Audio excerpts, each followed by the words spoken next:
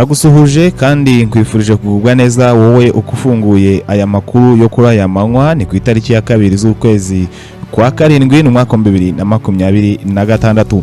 Aya makuru yacu rero araza kwibanda mu makuru agiye atandukanye ariko cyane ku makuru ari kuvugwa muri Leta Zunze Ubumwe za Amerika ndetse no mu burasirazuba bwa Repubulika Iharanira Demokarasi ya Kongo. Turaza kugarukana hano iwacu mu Rwanda.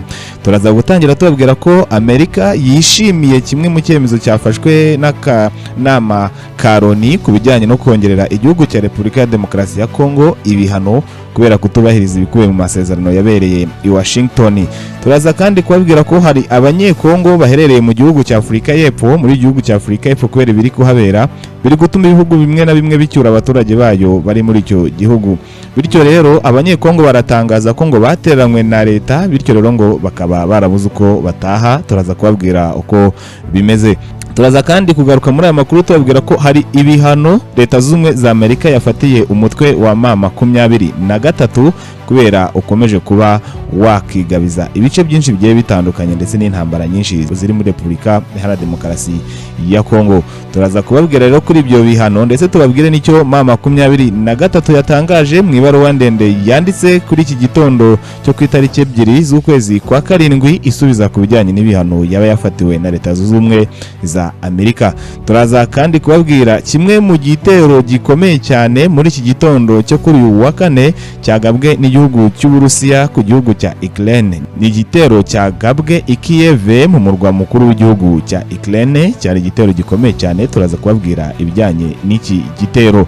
Turaza kandi gusoza aya makuru tubabwira ko Donald Trump yongeye kugira icyo atangaza yizeza abanyamerika ko ibiciro bya essence ndetse na peteroli biraza gukomeza guhananduka mbere yuko Amerika yizihiza imyaka 250 ibayeho.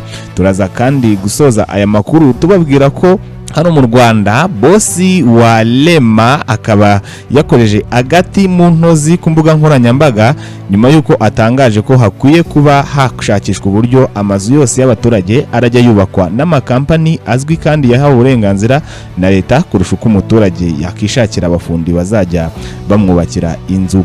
Abantu benshi rero bamwakiriye ku mbuga nkoranyambaga nk'uko iyi nkuru tuyikesha ikinyamakuru The New Times, maze bamubwira akari imurore, bamubwira ko ashaka kuba yakubikira abantu imbehe. Ngo hayi ikaze rero muri ano makuru, nimba ari ubwa mbere wisanze kuri no muyoboro wiko kanda subscribe kugira ngo uzajye ubona nandi makuru menshi tugenda tukugezaho. Ikindi kandi ntibigerwe ukanda like kubera ko ubu duteye inkunga ikomeye cyane. Hari na nimero yacu ya telefone iri kuri screen, ushobora kwanyura ukadoreza ubutumwa bugufi mu gikari kuri WhatsApp cyangwa se ugatera n'inkunga umuyoboro wacu. Ngo hayi ikaze, reka tugaruke gatoya nyuma yo kwamamaza. Wigeze utekereza kwambara neza ugasa neza nk'abandi, ariko ikibazo ntabwo uzaha abandi bahahira? Ni muri Lix Trade Store. Muri Lix Trade Store tugufitiye imyenda y'abakobwa ndetse n'abadamu myiza kandi utasanga handi muri iki gihugu cy'u Rwanda. Tugufitiye inkweto z'abakobwa n'abadamu, udusakoshi ndetse n'ibikapu byiza. Ibi byose tubitanga ku giciro cyiza kubera ko twitwigerera ku ruganda. Lix Trade Store tukora muri Chic, muri floor ya -2, umuryango B069. Ushobora no kuduhamagara kuri nimero yo kuri screen yawe maze tukabikugezaho uri mu gihugu hose. Kijyanye no guhitamo imyenda uzambara, uhasanga abahanga mu bijyanye n'imyambarire bagufasha guhitamo neza ibikunogeye kandi ku giciro cyiza. Abagabo namwe ntitwabibagiwe, tubahaye ikaze. Reka dutangire n'amakuru yacu ku buryo burambuye. Leta Zunze Ubumwe za Amerika zishimiye icyemezo cy'umuryango wa United Nations Security Council cyo kongera igihe cy'ibihano cyafatiwe Repubulika ya Demokarasi ya Kongo undi mwaka bizageza ku itariki ya 2 Nyakanga umwaka 2027. Akanama k'umutekano kagizwe n'ibihugu 15 kafashe iki cyemezo ku bwumvikane busesuye binyuze mu mwanzuro wa 2825 wo mu mwaka wa 2026. Kanongera manda y'itsinda ry'impuguke za Loni zishinzwe gukurikirana ishyirwa mu bikorwa ry'ibi bihano. Mu itangazo ryashyizwe ahagaragara ku itariki ya 2 Nyakanga umwaka wa 2026, Jennifer Rosetta uhagarariye Amerika mu bijyanye n'ibibazo bya politiki byihariye muri Loni yavuze ko kongera manda y'itsinda ry'impuguke hamwe no gukomeza gukumira ndetse no kurwanya iyorezwa ry'intwaro ndetse no kubuza ingendo no gufatira imitungo y'abafatiwe ibihano muri Repubulika ya Demokarasi ya Kongo. Ibi ngibi ari intambwe ikomeye cyane ishobora gutuma umutekano wiyongera muri iki gihugu cya Kongo. Amerika kandi yishimiye ko uyu mwanzuro mushya washyizwemo ingingo yibanda ku icuruzwa ritemewe ry'umutungo kamere, ivuga ko rikomeje gutiza umurindi amakimbirane ndetse n'intambara mu burasirazuba bwa Kongo. Jennifer Rosetta yavuze ko ngo ubucuruzi n'ubucukuzi bwa zahabu n'andi mabuye y'agaciro bikorwa mu buryo bunyuranyije n'amategeko ari bimwe mu bikomeje gutera inkunga amakimbirane ari muri iki gihugu cya Kongo. Yashimangiye ko raporo z'itsinda mpuzamahanga za Loni ari ingenzi mu gutahura iyo miyoboro ndetse no kumenya abayigiramo uruhare. Anasaba ko abakora ubwo bwoko bw'ubucuruzi bw'amabuye y'agaciro mu buryo butemewe bagomba gukurikiranwa n'umutabera. Amerika kandi yongeye gushimangira ko ishyigikiye urugamba rwo guhana abakoze ibyaha cyane cyane mu rubanza rw'impuguke za Loni Michel Sharp ndetse na Zaida Catalani. Abangaba bishwe mu mwaka wa 2017 mu ntara ya Kasai. Washington yavuze ko yishimiye intambwe imaze guterwa mu gukukirana ababigizemo uruhare, ariko kandi inasaba ko iperereza rikomeza kugeza hamenyekanye n'abaje gutera inkunga kino gikorwa cyangwa se n'abagize uruhare muri ubu bwicanyi ku buryo bose bashyikirizwa ubutabera. Leta Zunze Ubumwe za Amerika iravuga ko izakomeza gushyigikira ndetse no gufatira ibihano uzagira uruhare wese mu kudashyira mu bikorwa amasezerano hagati y'igihugu cy'u Rwanda ndetse na Repubulika ya Demokarasi ya Kongo yabereye i Washington DC hari umwaka wa 2025. Haracyari kandi kutumvikana hagati y'u Rwanda na Kongo mu bujyanye n'uburyo buri ruhande rusobanura ayo masezerano, bigatuma ishyirwa mu bikorwa byabyo bigenda bigorana. No mu biganiro bya Doha kandi biyobowe na Qatar hagati ya leta ya Kongo ndetse n'ihuriro rya M23 riharaboneka ubwumvikane busesuye. Inama kandi yabereye i Montex rigeze itanga umusaruro urambye kuri Repubulika Iharanira Demokarasi ya Kongo. Leta Zunze Ubumwe za Amerika yatangaje ko buri kimwe cyose gisabwa izagikora, ariko umutekano ukagaruka mu burasirazuba bw'igihugu cya Repubulika Iharanira Demokarasi ya Kongo. Reka amakuru yacu tuyakomereze ku banyekongo babarizwa mu gihugu cya Afurika y'Epfo bakomeje gutangaza ko babuze ubufasha. Bamwe mu baturage ba Kongo batuye mu gihugu cya Afurika y'Epfo bavuga ko bamaze kubura ubufasha nyuma y'uko bamaze iminsi batabaza basaba leta ya Kongo kuba yabafasha kuba bataha. Abaturage bavuga ko mu minsi yashize ubwo iki gihugu cya Afurika y'Epfo cyari kibasiwe n'iyi ndwara ya xenophobia cyangwa se urwango, abaturage ba Afurika y'Epfo banga abanyamahanga babimukira baje muri iki gihugu cya Afurika y'Epfo batangiye gukubita ndetse no kwica buri munyamahanga wese uhatuye bamusaba gusubira iwabo kubera ko baba baraje kwangiza akazi ko muri Afurika y'Epfo. Abaturage ba Afurika y'Epfo rero bavuga ko ngo leta zitandukanye zagiye zicyura abaturage bazo bari muri gihugu cya Afurika y'Epfo, bo bagasaba leta ya Kongo ko yabafasha gutaha ariko bigaherera mu kirere. Bamwe mu baturage bagiranye ikiganiro Jeune Afrique banze gutangaza amazina yabo bavuze ko bo ubwabo ngo bisabiye ubufasha muri ambasade ya Kongo maze ikabohereza fomo ibabwira ko bagomba kuyuzuza kugira ngo izabafashe gutaha, ariko bavuga ko kuva bakuzuza iyi fomo batigeze bongera kubona igisubizo kivuye muri ambasade ya Kongo, bityo rero ngo amaso yabo yaheze mu kirere. Abaturage ba Kongo bavuga ko babayeho ubuzima bubi bwo kwihisha ndetse no kwirukanka mu gihugu cya Afurika y'Epfo, bityo rero baramutse bafashijwe gutaha ibingibi byaba ari byiza, byabagira umutekano. Kongo ubwayo kugeza uyu munsi nta kiratangaza kuri ibingibi, ndetse abaturage bavuga ko ubu ubwabo amaso yaheze mu kirere. Ibi rero bibaye nyuma y'uko perezida wa Afurika y'Epfo Cyril Ramaphosa ari kwitegura kuba yagira urugendo mu gihugu cya Kongo mu bijyanye no kuba bakagura umubano ndetse no kuba bafatanya mu byo kurwanya icyorezo cya Ebola, ndetse Afurika y'Epfo ikaba yaremeye gutanga inkunga ya miliyoni zigera kuri 13 z'amadolari kuri Kongo kugira ngo ibe yabafasha guhangana n'icyorezo cya Ebola. Turaza gukomeza kubakurikirana ibijyanye n'ino nkuru, nabyo tuzagenda tubabwira uko uru ruzinduko rwe rwagenze. Reka dukomeze n'amakuru yacu nk'uko twagiye tubivuga, tuvuge ku bihano byafatiwe M23 ku bijyanye n'icukurwa ry'amabuye y'agaciro. Leta Zunze Ubumwe za Amerika kuri tariki ya 1 z'ukwezi kwa karindwi yafatiye umutwe wa M23 ibihano cyane cyane yibanda ku mabuye y'agaciro ava muri aka gace kayobowe na M23. Leta Zunze Ubumwe za Amerika yatangaje yatangaje ko amabuye yose ava mu duce tutafite umutekano muri Kongo aya ngaya yatemewe ku isoko mpuzamahanga rigena agaciro k'amabuye y'agaciro.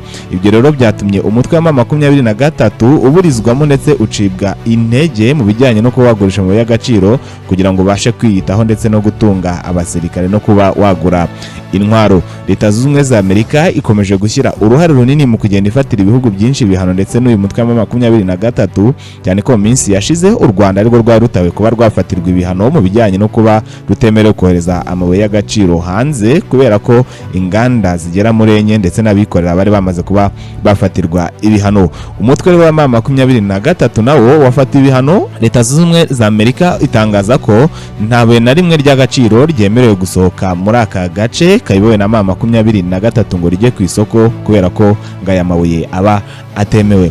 Nubwo bivugwa gutyo ariko hagati ya miliyoni 300 z'amadolari ndetse kugera kuri miliyoni 800 z'amadolari y'Amerika ngo niko gaciro k'amabuye yaba yaracukuwe mu ntara ya Ituri mu gace ka Mabanga ndetse na Nizi mu ntara ya Ituri hagati y'umwaka wa 2024 mu kwezi kwa gatatu kugeza mu kundi kwezi kwa gatatu k'umwaka wa 2026. Ahandi havugwa ko ucukurwa amabuye menshi y'agaciro mu gace ka Yedi ngo bivugwa ko ngo byibura umwaka wa 2025 haba haracukuwe tone ebyiri z'amabuye y'agaciro. Nyamara iyi mibare itangazwa yagaragaje ko ngo amabuye y'agaciro yacukuwe mu mwaka wa 2025 yose hamwe yatangajwe n'intara Ituri ku mugaragaro mu buryo bwemewe ngari ibiro 559 gusa. Ibiro rero bitandukanye cyane n'ibivugwa cyangwa se amabuye y'agaciro yagiye ku isoko mpuzamahanga aturutse mu ntara ya Ituri. Nubwo bihagaze gutyo kandi iyo zahabu yose hibazwa aho yajya.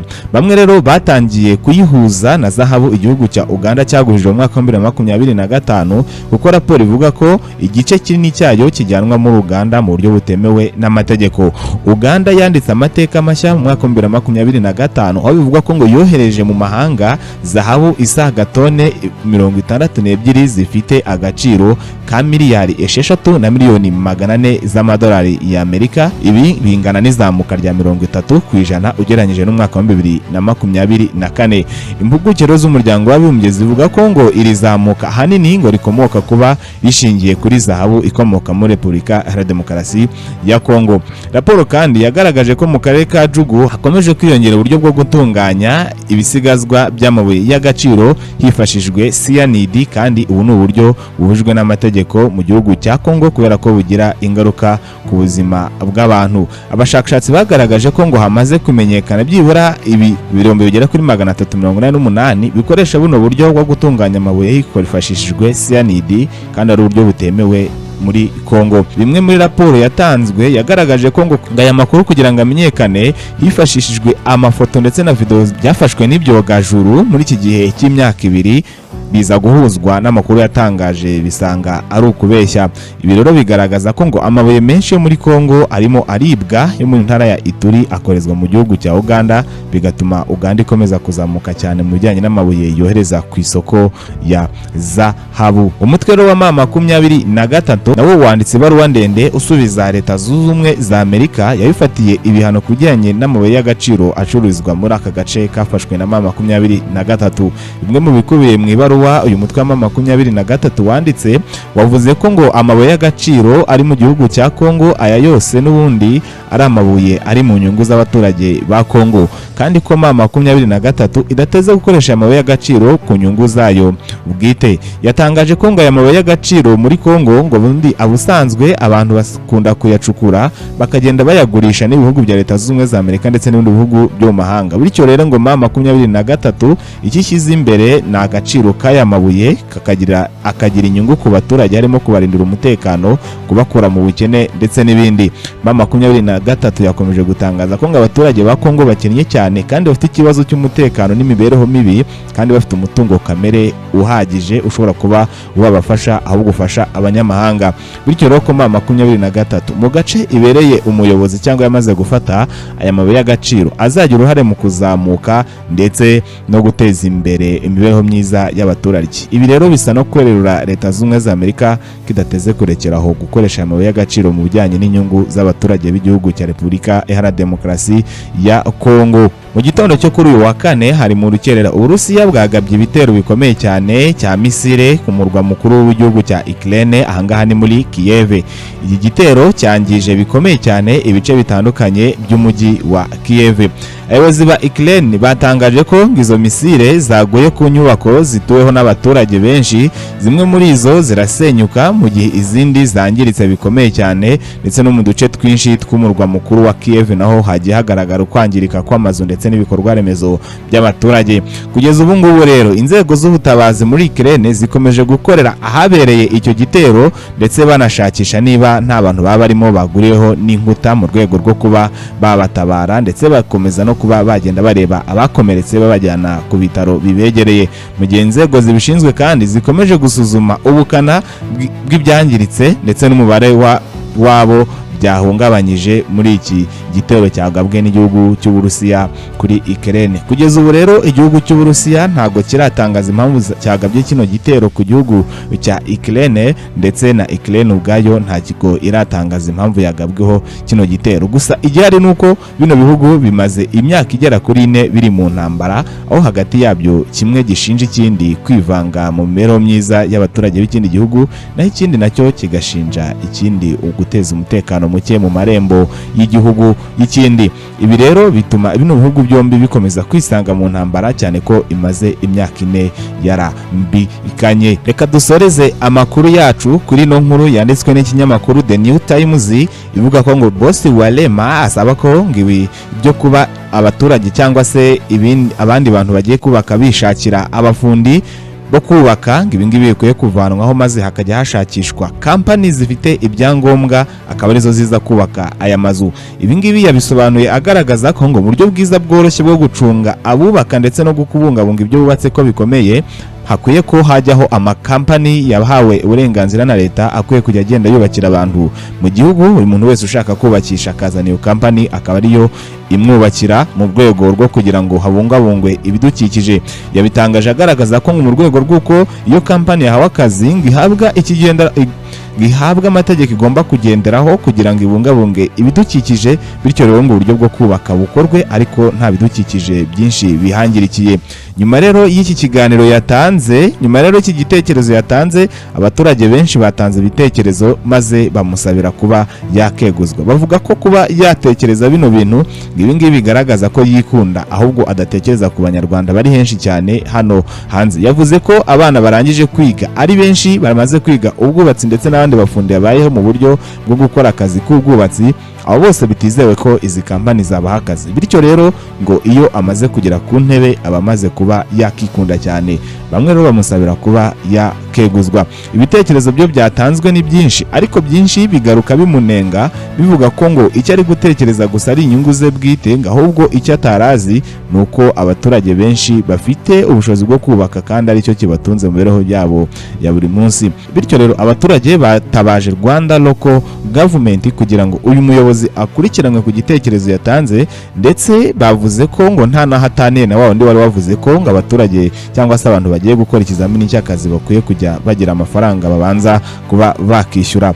Ibi byose ngo bigaragaza ko ngo mu kibazo cy'ubuyobozi bw'u Rwanda harimo icyuho cy'abayobozi bikunda badatekereza ku mibereho myiza y'abaturage. Ibi ni ibitekerezo byagiye bitangwa ku rukuta rwa X ndetse no kuri no nkuru yashyizwe hanze n'ikinyamakuru The New Times. Reka dusoreze aya makuru yacu mu rubuga rw'imikino, twinjire mu gikombe cy'isi. Tubabwire ko ku mikino yabaye ku mugoroba igihugu cya Senegal cyasezerewe n'igihugu cy'Ububirigi mu mikino ya 16. Ni imikino yabaye kuri no mugoroba ku isaha y'isa 5. Igihugu cya Senegal cyatsinze ibitego 2 bibanza mu gice cya mbere ndetse n'icya kabiri, biza kugera ku munota wa 75 bikiri ibitego 2 ku busa bw'igihugu cya Senegal.